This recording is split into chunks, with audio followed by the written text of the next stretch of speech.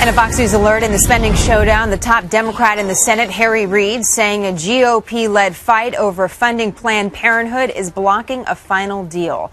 But Republicans say the holdup is all really about the numbers. And through this drawn-out battle, Democrats, like Senator Reid, have blamed the Tea Party for taking the Republican Party hostage and preventing a budget deal. Let's ask Senator Rand Paul, a Republican of Kentucky and one of the founders of the Senate Tea Party caucus, about this. So, Senator Paul, what effect has the Tea Party had on this debate? Well, the interesting thing is I keep hearing Harry Reid talk about the Tea Party. I don't think he's ever been to a Tea Party, nor does he know much about the Tea Party. Have you invited him to any of your meetings? He's welcome anytime, but what I keep saying is, look, the only people up here talking about a government shutdown are the Democrats. I think they want a government shutdown so they can have a cheap political victory.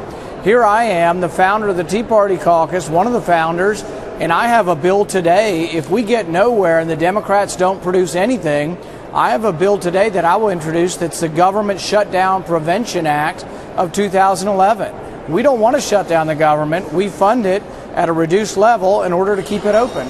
Let's talk a little bit more about that. So I'm going to read this to our viewers. This is part of the proposal that ensures that essential government services continue to function in the absence of the passage of a spending bill and incentivizes Congress to act. That is part of your Government Shutdown Prevention Act. But I thought the Tea Party was about less government, not more. Why introduce new legislation to deal with this? Well, the interesting thing is our act will be less government.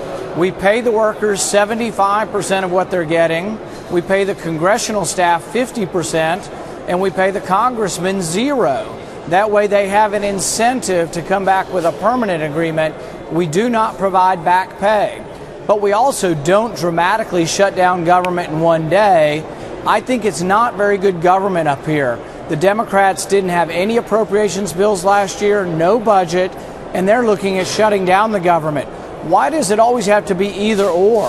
Why can't we just fund government at a reduced level, but let it continue to function so we don't have such a disruption of what goes on? Well, some people answer that question of why does it have to be either or. It is because we actually have a two-party system, and it's either or because there's two sides. Now, people voted in the Tea Party.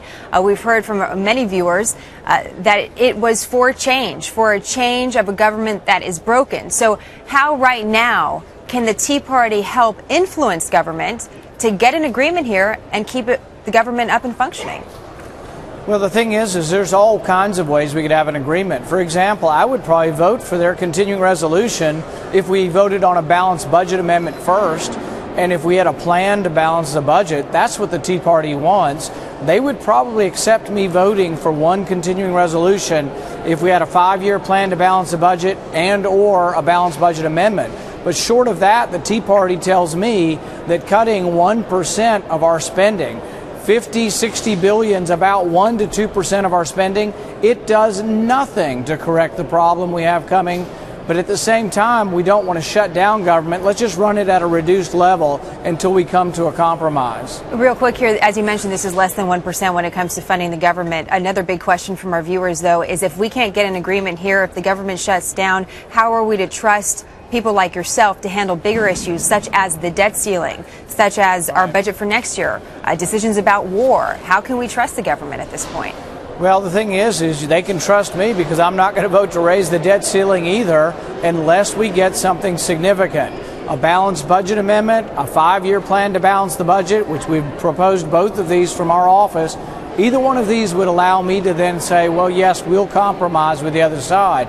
But cutting 1 or 2% doesn't fix the problem, and I think still leads us on towards a debt crisis. And my biggest fear is that we're going to have a debt crisis in this country in the next few years if we don't do something very soon. We'll see what happens in the next 12 hours as that clock continues to tick-tock down to that deadline. Senator Paul, great to have you today. We look forward to talking to you again.